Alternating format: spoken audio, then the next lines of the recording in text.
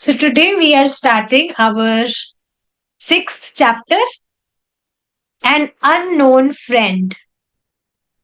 Last हमारा जो discussion चल रहा था उसमें हमने डिस्कस किया था कि किस तरह से जो अभय है ही वॉज लिटिल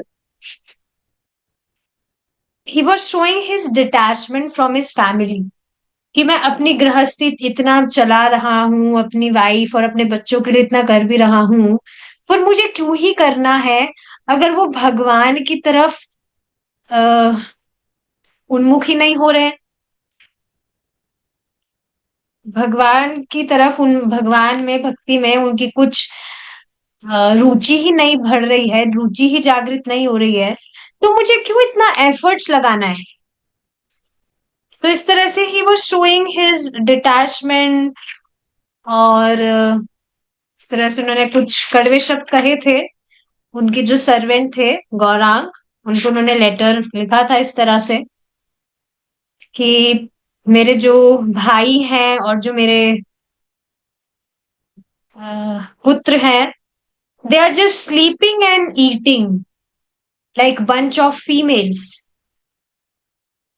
जैसे जो महिलाएं होती है, खाती है सोती है, बस कुछ काम नहीं होता है, और जो कुल्हाड़ी है मेरे सर पर ही मार रहे हैं। तो मुझे इतना क्यों अपने सर पर लेना है सब कुछ। तो इस तरह से ही वॉज शोइंग हिज अनोयंस। तो ठीक है, अब यहां हम देखते हैं an unknown friend. Let the sharp moralist accuse me of being illusioned, I do not mind. Experts in Vedic activities may slander me as being misled. Friends and relatives may call me frustrated. My brothers may call me a fool. The wealthy mnemonists may point me out as mad. And the learned philosophers may assert that I am much too proud. Still, my mind does not budge an inch from the determination to serve the lotus feet of Govinda, though I am unable to do it. Madhavendra Puripad. तो ये श्रीपाद श्रीला माधवेंद्र पुरीपाद के द्वारा है, ये जो lines है कि जो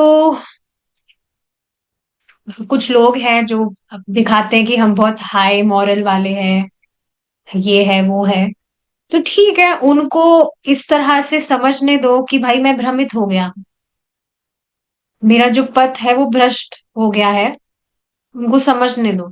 जिस तरह से आप देखते हैं जो लोग हैं वो भक्तों को भक्ति करता हुआ देखते हैं तो समझते हैं ये बेचारे भ्रमित हो गए हैं।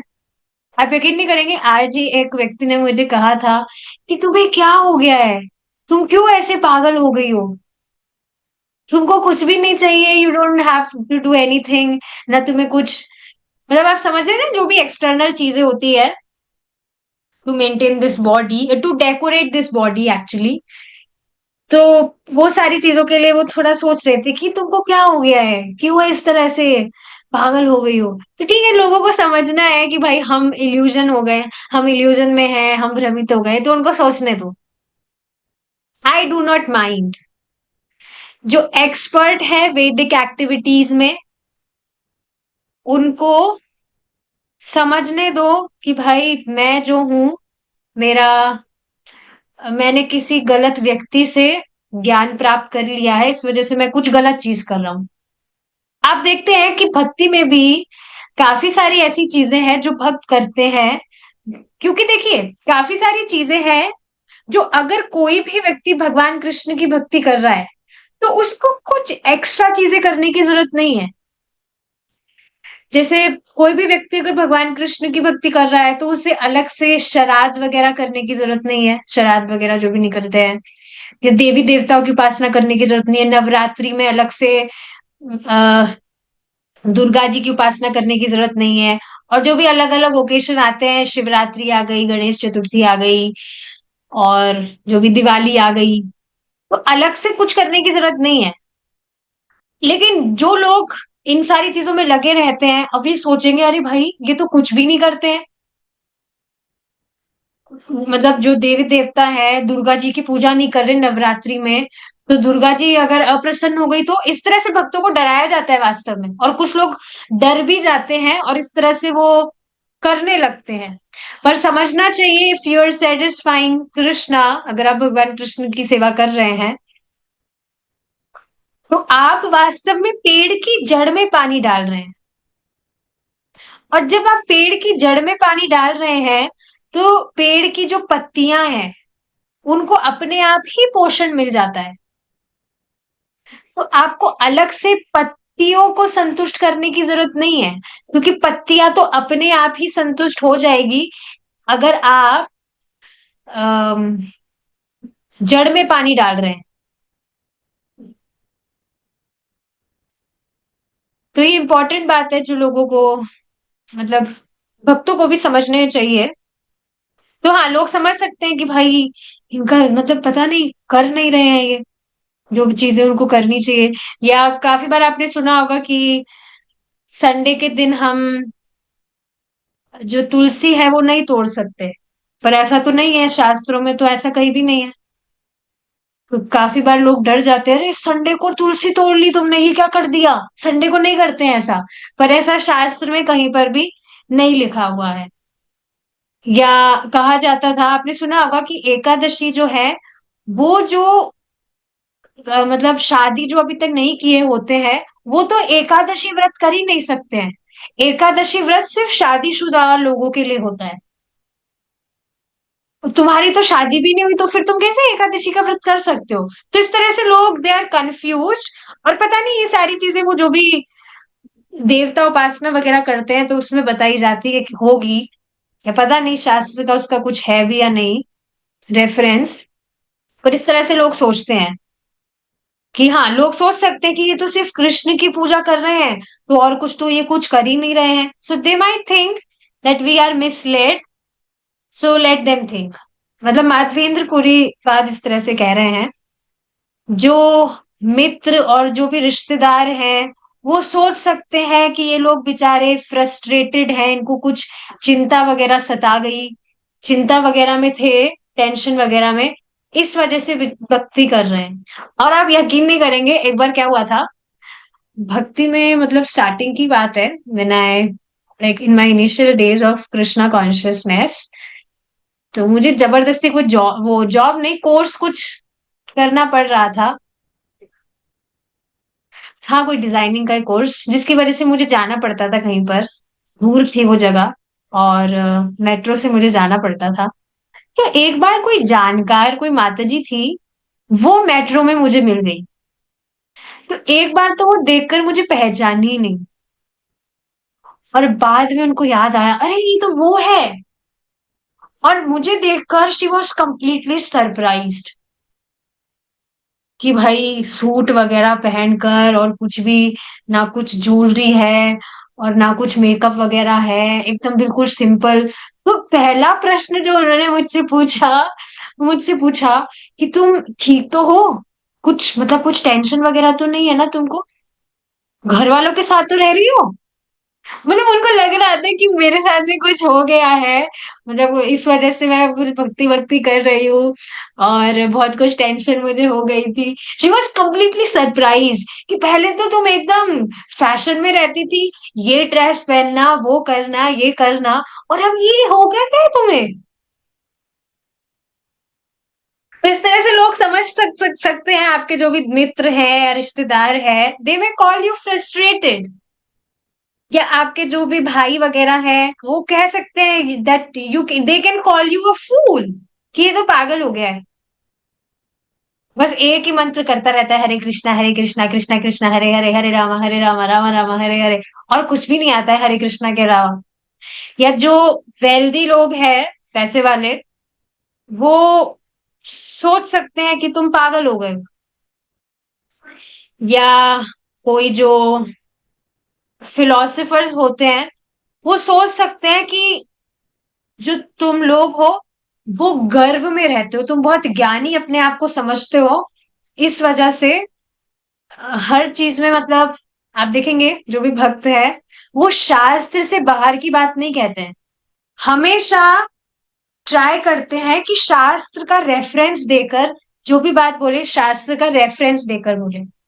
तो जो फिलोसफर्स हैं, learned philosophers, they may think that we are proud,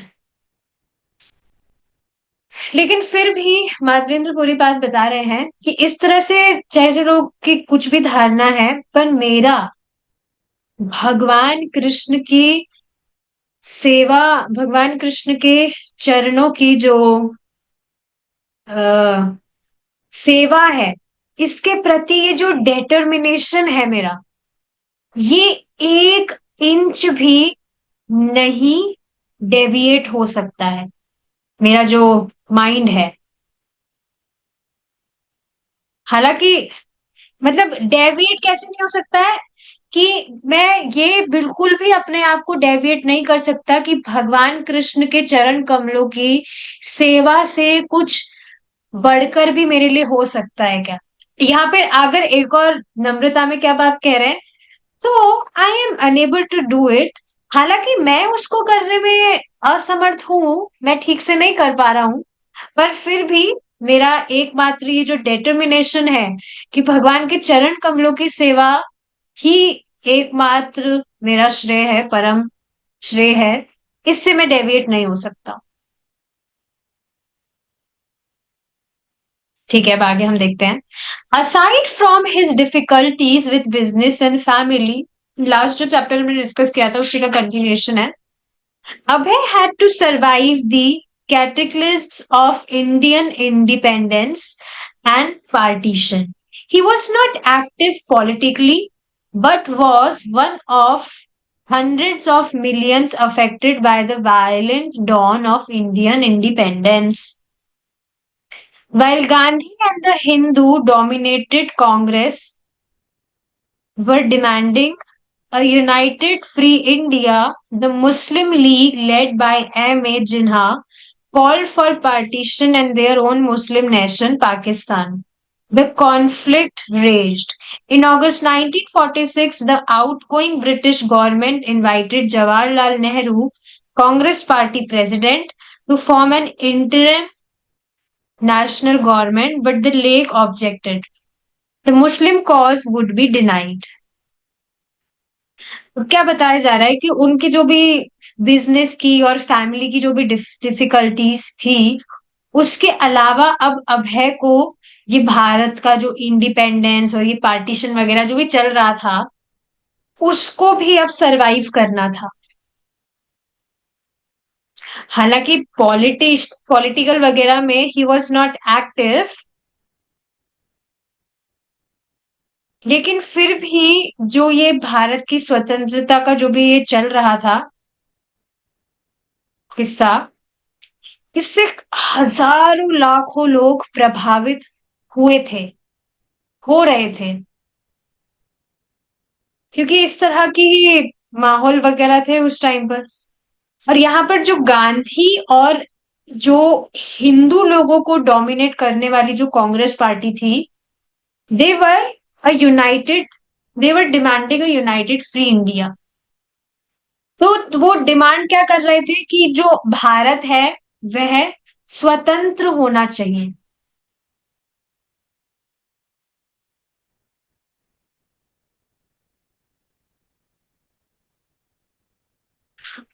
और इसमें देखिए एक और जो इंटरेस्टिंग बात थी वो क्या थी, जो हमने पहले भी डिस्कस किया था, गांधी जिन्ना टॉक्स, जिसमें गांधी जी चाह रहे थे कि जो मुस्लिम और हिंदू हैं ये लोग विवाद ना करके एक दूसरे के मित्र बने। तो वही चीज यहाँ पर रखी जा रही है कि वो इस तरह के यही डिमांड कर रहे थे कि सब में मित्रता होनी चाहिए। हिंदू और मुस्लिम है वो अपने आप में दोस्त मित्र बनने चाहिए। तो उन्होंने इस तरह से जो भी लड़ाई वड़ाई चल रही थी, इसके लिए उन्होंने जवाहरलाल नेहरू को बुलाया, और जो भी कांग्रेस पार्टी के प्रेसिडेंट, हाँ ये कांग्रेस पार्टी के जो प्रेसिडेंट थे, जब सब ये मीटिंग वगैरह हो रही थी, लेकिन ये जो मुस्लिम लोग थे दे वर डिनाइंग कि नहीं भाई हमें मित्रता नहीं चाहिए। Jinnah had already talked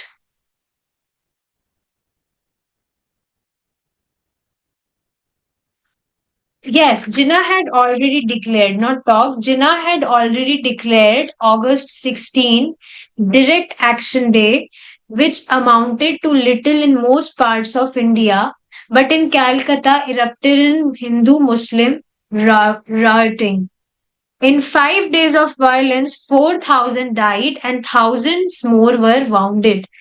In the months that followed, Hindu Muslim rioting repeatedly flared up throughout India. तो इस तरह से जो भारत है उसमें इस तरह से राइट चल रहे थे, मतलब राइट का मतलब होते है दंगेबाजी वगैरह। तो बस ये चल रहे थे और 5 5 दिन जो थे पहले, मतलब फर्स्ट 5 डेज जिसमें इस तरह से वॉयलेंस वगैरह हो रहा था, उसमें 4,000 लोग मर गए थे। दंगेबाजी कहाँ हो रही थी?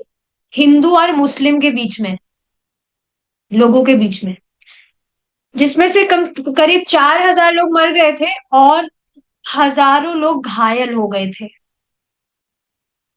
तो इन महीनों में क्या हो रहा था? बस निरंतर ये जो दंगेबाजी थी हिंदू और मुस्लिम के बीच में, ये बस चल रही थी पूरे भारत में।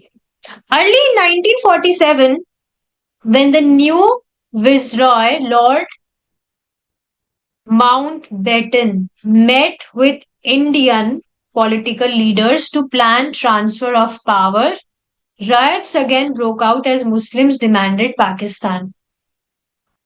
At the threat of civil war, Congress finally agreed on partition, and on July 18, the Indian Independence Bill passed without dissent. 1 month later, India and Pakistan emerged as independent nations with Jawaharlal Nehru as India's first prime minister. अब हो क्या रहा था, जो मुस्लिम लोग थे they were demanding Pakistan, कि हमारा जो देश है वो अलग होना चाहिए, पाकिस्तान जिसमें हम सब बस अलग रहेंगे। लेकिन आगे जाकर क्या होता है? आ, हाँ, आगे जाके फाइनली ये जो पार्टीशन है वो हो जाता है। समझ रहे? दंगेबाजी चल रही थी तो पूछा गया कि भाई कैसे, क्या क्या चाहिए तुम लोगों को, बोलो कब तक ये दंगेबाजी करते रहोगे? So those Muslim people they demanded Pakistan. और मतलब वो इस तरह से धमकी वगैरह दे रहे थे कि हम युद्ध करेंगे अगर हमें हमारी जो मांगे हैं वो पूरी नहीं हुई तो। फाइनली क्या हुआ? आ, 1 महीने बाद में जो इंडिया और जो पाकिस्तान थे वो दोनों अलग अलग देश हो गए थे, और जो जवाहरलाल नेहरू है वो इंडिया के पहले प्रधानमंत्री हुए। Partition tour India, leaving 5 million Sikhs and Hindus in Pakistan and as many Muslims in India. And the Great Migration began. Refugees fleeing from Pakistan to India and from India to Pakistan clashed with each other and even with their own countrymen of the opposing faith. And the violence that erupted claimed hundreds of thousands of lives. अब देखिए, ये जब partition हुआ भारत और पाकिस्तान के बीच का, उसके बाद में जो भारत था वो पूरा का पूरा एक तरह से कह सकते हैं तबाह हो गया। क्यों? क्योंकि जो इंडिया के काफी लोग थे वो पाकिस्तान में चले गए अब, और पाकिस्तान के जो काफी लोग थे वो यहाँ इंडिया में आ गए। और उसमें से भी मतलब किस देश में दूसरे देश का व्यक्ति रह रहा है ये पता ही नहीं था, किसी पर भी विश्वास ही नहीं किया जा सकता था। लाइक पीपल वर लिविंग, पर जैसे कोई भारत में रह रहा है तो वो पाकिस्तान के पक्ष में था, कोई व्यक्ति वो यहाँ भारत में रह रहा है, और कोई व्यक्ति पाकिस्तान में रह रहा है तो वो भारत के पक्ष में था लेकिन वो पाकिस्तान में रह रहा है, क्यों? लोगों को हानि पहुंचाने के लिए। तो इस तरह से बहुत ज्यादा हिंसा वहां पर हो रही थी, जिससे हजारों लोगों की जो जीवन थे वो संकट में थे, आ रहे थे। तो बहुत ज्यादा इस तरह से लड़ाई झगड़े हो रहे थे, युद्ध हो रहा था। Srila Prabhupada, our independence movement was started by Mahatma Gandhi for uniting all the different sections of the people. But actually, the result was that instead of being united, India was partitioned. तो ये जो इंडिपेंडेंस मूवमेंट था, स्वतंत्रता का जो भी ये movement है, ये महात्मा गांधी के द्वारा शुरू किया गया, किस उद्देश्य से, कि जो भी अलग अलग लोग, मतलब अलग अलग जो भी अपने आप को समझते हैं, मैं इस धर्म का हूं, उस धर्म का हूं, उन सबको एक करने के लिए उन्होंने ये मूवमेंट स्टार्ट किया था। लेकिन वास्तव में क्या हुआ था, एक होने की जगह जो इंडिया था, भारत था, वो बट गया था दो हिस्सों में। And the partition became so poisonous that formally there was only sporadic Hindu-Muslim riots in some places, but now there was organized fighting between Pakistan and Hindustan. So actually we were not being united, we were being separated. और partition होने के बाद में इस तरह से जब बंटवारा हुआ, तो ये इतना जहरीला हुआ कि बाद में सिचुएशन जो थी वो और ज्यादा खराब हो गई थी, और ज्यादा इस तरह से लड़ाई दंगे वगैरह हो रहे थे पाकिस्तान और हिंदुस्तान के बीच में। तो एक होने की जगह सब कुछ सेपरेट हो रहा था, और ज्यादा छटे जा रहा था, बंटवारा हुए जा रहा था। The, the Hindus would go to the mosque of Muslim and break it, and the Muslim would go to the temples of the Hindus and break the idol. And they will think we have finished the Hindus' God. Just like the Hindus also think, oh, we have broken their God. They are all ignorant. God cannot be Hindu. God cannot be Muslim. God cannot be Christian. God is God. यही बात, बस ये एक बात अगर व्यक्ति समझ जाए ना, तो बस ये सारा का सारा वाद विवाद एकदम खत्म। बस ये एक बार समझ जाए कि भाई हम जिस तरह से सोच रहे हैं कि हमारी ये जाति है, वो जाति है, भगवान भगवान की कोई जातियां नहीं है। पहली बात तो व्यक्ति ये समझे कि भगवान ना तो हिंदू है, ना मुस्लिम है, ना क्रिश्चियन है। भगवान भगवान है, और क्योंकि हम भगवान के अंश हैं, हम भगवान की संतानें हैं, तो इस वजह से हमारा भी कोई जाति पाति धर्म वगैरह कुछ भी नहीं है। धर्म मतलब आप समझ रहे हैं, जो लोग समझते हैं कि मैं इस कास्ट का हूं या मैं उस रिलीजन का हूं, दैट हमारा एकमात्र धर्म है भगवान की सेवा करना। तो यहाँ लोग क्या कर रहे थे, जो हिंदू लोग थे, अपने आप को हिंदू मान रहे थे, वो ये मस्जिद वगैरह जा रहे थे मुस्लिम लोगों की, और उनकी मस्जिद वगैरह तोड़ रहे थे। यहाँ पर मुस्लिम लोग हिंदुओं के मंदिर में जाके जो भगवान की मूर्ति वगैरह थी वो तोड़ रहे थे, और वो सोच रहे थे कि हमने हिंदुओं के भगवान को खत्म कर दिया। और यहाँ ये हिंदू लोग सोच रहे थे हमने उनके भगवान को खत्म कर दिया। दे आर ऑल इग्नोरेंट, बिल्कुल अंधकार में है, अज्ञान में है। क्योंकि भगवान कभी भी हिंदू मुस्लिम या क्रिश्चियन नहीं होते, भगवान भगवान होते हैं। सोचिए, सच में ये बहुत बड़ा अंधकार नहीं है क्या? और आप खुद इसको पाएंगे जब भक्ति में नहीं थे। So we were also like this.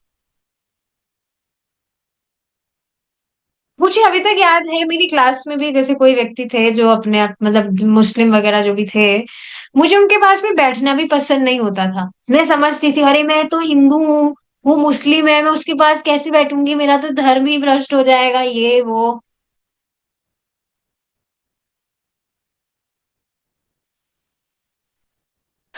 But ये सारी चीजें हैं जो लोगों का अज्ञान है।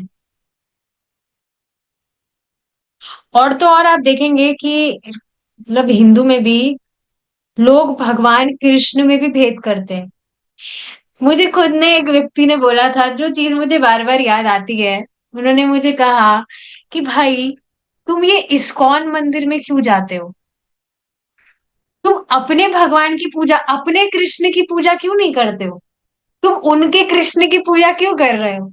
अब वो अपने अज्ञान के कारण क्या सोच रहे हैं कि भाई उनके जो कृष्ण भगवान है वो अलग है, और हमारे जो कृष्ण भगवान है वो अलग है।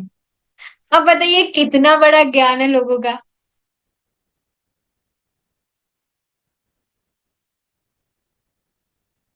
जब तक व्यक्ति नहीं सुनेगा शास्त्र, वो बेचारा इन्हीं चीजों में फंसा रहेगा। And it is really a suffering. कितनी मतलब जलन है इन सारी चीजों को सोचने में ही, इस तरह से भेदभाव करने में।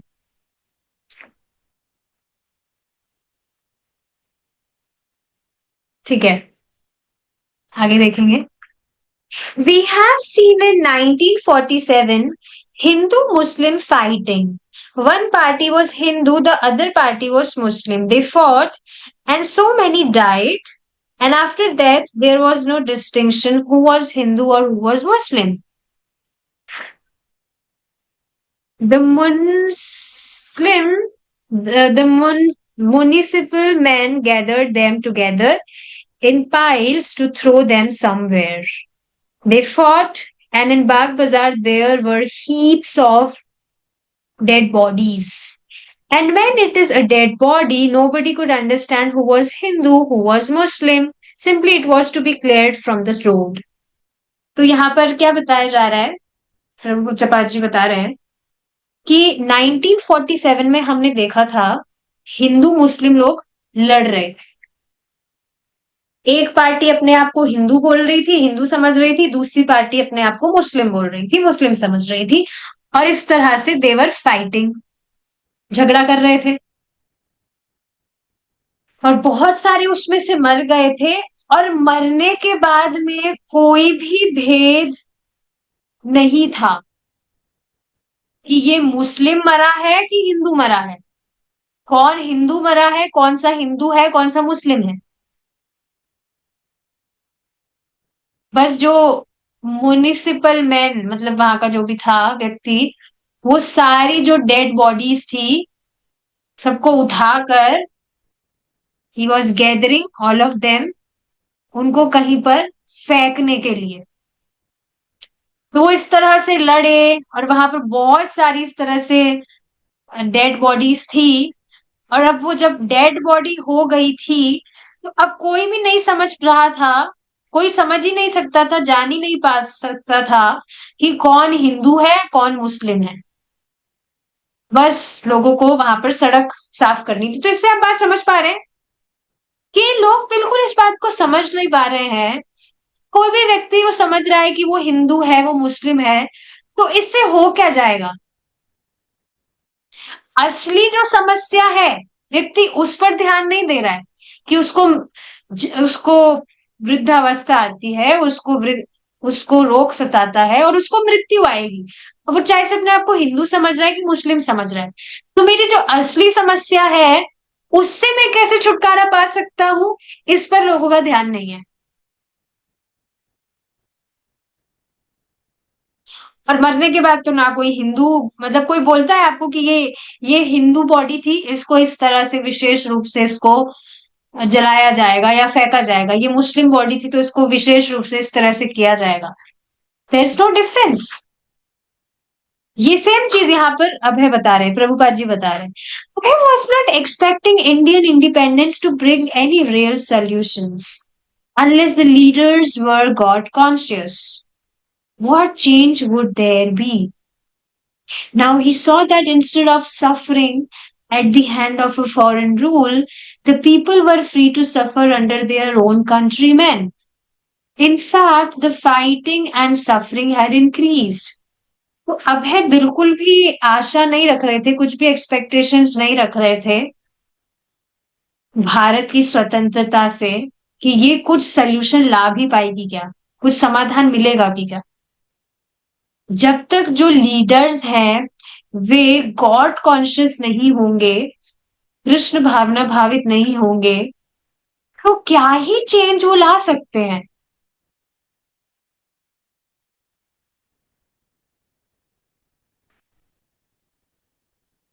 आप देखिए, सिर्फ ये भारत की स्वतंत्रता की बात नहीं थी, अभी भी जब भारत स्वतंत्र है तो क्या अभी लड़ाई झगड़े नहीं होते हैं? क्या अभी लोग मर्डर नहीं कर देते हैं? या जो भी है, अपने जो भी अपने हैं सगे संबंधी, उनको क्या घर से बाहर नहीं कर दिया जाता है, उनसे चीटिंग नहीं की जाती है? Why? Because they are not God conscious. और अब मैंने देखा कि बल्कि अब ठीक है, जो सफरिंग है वो ब्रिटिशर्स के हाथ में नहीं है, लेकिन अब वो खुद ही के कंट्री के, खुद ही के देश के जो लोग हैं, जो अपने आप को हिंदू मुस्लिम समझ रहे थे, अब उनसे वो सफरिंग, अब उनसे सफरिंग आ रही है।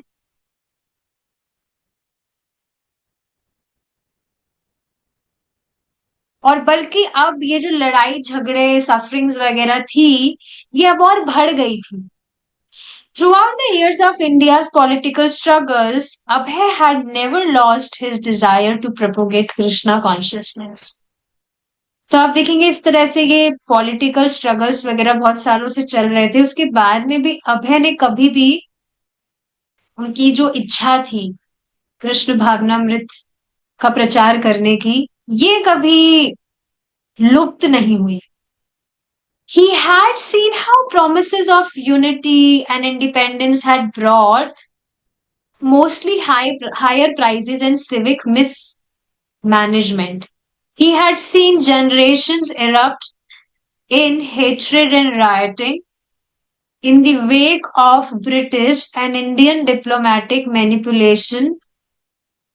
It was as Srila Bhakti Siddhant Saraswati had described. तो देख रहे थे अब है कि किस तरह के जो भी वादे किए गए थे कि जो स्वतंत्रता है और ये जो एकता है, ये किस तरह से बहुत ज्यादा, मतलब भारी पड़ रहे थे। वो खुद देख रहे थे कि he had seen neighbourhoods were Indian had lived peacefully for generations. हाँ, कि जो भारत में लोग सब, आप देखेंगे अभय के टाइम की बात थी, पहले की, हमने पढ़ा था लेसन में कि जो मुस्लिम लोग थे, देवर ऑल्सो धार्मिक, and they were also you know living peacefully without doing any discrimination, कि I am Hindu you are Muslim, और you are Hindu I am Muslim, सब साथ में प्रेम से रहते थे। सेम चीज यहाँ बताई जा रही है कि भारत में जो पड़ोसी लोग हैं, यहाँ तक कि आप देखेंगे प्रभुपाद जी के जो पिताजी हैं, उनके पास में भी कोई मुस्लिम रहते थे, तो उनसे उनका बहुत अच्छा व्यवहार था।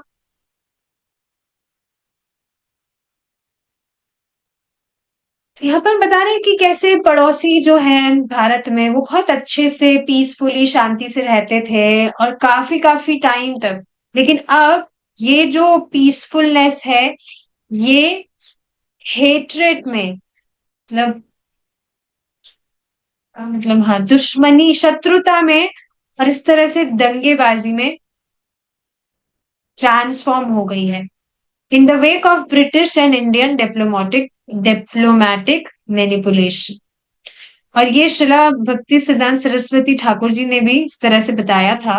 Persons who are strongly in entrapped by the consciousness of enjoying material life, and who have therefore accepted as their leader or guru a similar blind man attached to external sense objects, cannot understand that the goal of life is to return home, back to Godhead, and engage in the service of Lord Vishnu. As blind men guided by another blind man miss the right path and fall into a ditch, materially attached men led by another materially attached men are bound by the ropes of fruitive labor, which are made of very strong cords, and they continue again and again in materialistic life, suffering the threefold miseries. तो देखिए यहाँ पर श्रीला भक्तिसार सरस्वती ठाकुर जी ने भी इसको इस तरह से डिस्क्राइब किया था कि लोग जो बहुत ही स्ट्रांगली कैसी चेतना में लिप्त है, भौतिक जीवन को एंजॉय करने में, भोगने की इस चेतना में जो लिप्त है बहुत स्ट्रांगली, वो, और जो कोई भी गुरु वगैरह स्वीकार भी करते हैं, और कैसा गुरु स्वीकार करते हैं, जो कि स्वयं इस ही चेतना से प्रभावित है। समझ रहे हैं? ये इस तरह के जो व्यक्ति है, वो इस ही तरह का किसी गुरु को या किसी लीडर को सेलेक्ट करते हैं, जो खुद एक अंधा आदमी होता है। अंधा आदमी मतलब जो खुद भी ये जो बाहरी सेंस ऑब्जेक्ट्स है, इसके प्रति आसक्त रहता है। और वो स्वयं भी, खुद जो गुरु है, वह स्वयं भी जो मनुष्य जीवन का एकमात्र उद्देश्य है कि भगवान के धाम वापस लौटना है, उसको समझ ही नहीं सकता है। और इस वजह से वो कभी भी भगवान विष्णु की, भगवान कृष्ण की सेवा में भी नियोजित नहीं होता है। तो जिस तरह से एक जो अंधा आदमी है, अगर वो दूसरे अंधे आदमियों के मार्गदर्शन पर चलेगा, आप खुद सोचिए, कोई अंधा आदमी है और कोई दूसरा अंधा आदमी को, खुद को बेचारे को कुछ नहीं दिख रहा, उसको खुद को नहीं पता, और अगर वो दूसरों का मार्गदर्शन कर रहा है, तो कितनी बड़ी मतलब भयानक स्थिति है, वो आप खुद ही जान सकते हैं।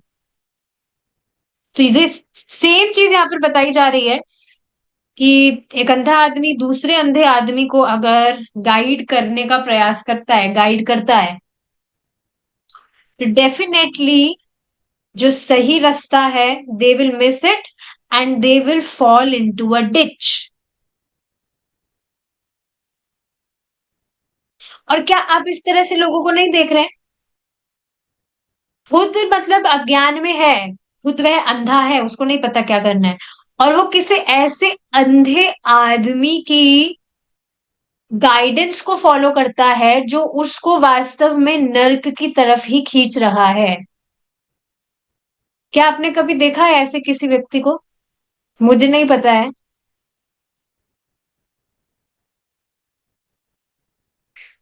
पर ये चीज है।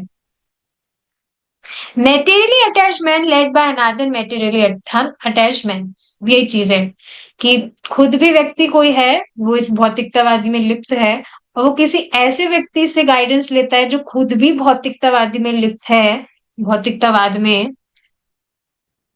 तो बस ये जो उसकी रस्सी है जिससे वो बंधा हुआ है, वो और ज्यादा टाइट हो जाती है, लूज होने की जगह। और वो बार बार इस भौतिक जगत में, मतलब जो भौतिक जीवन है, बार बार में उसको देना पड़ता है, इस जन्म मृत्यु के चक्र में वो चलता रहता है, पिसता रहता है। और ये जो तीन ताप है, वो बस उसको, उससे सफर करता रहता है। तो ये चीज है। आगे का जो डिस्कशन है, we'll be continuing in our next class, if not last video. Thank you so much for joining. Hare Krishna. Jai Shri Prabhupada.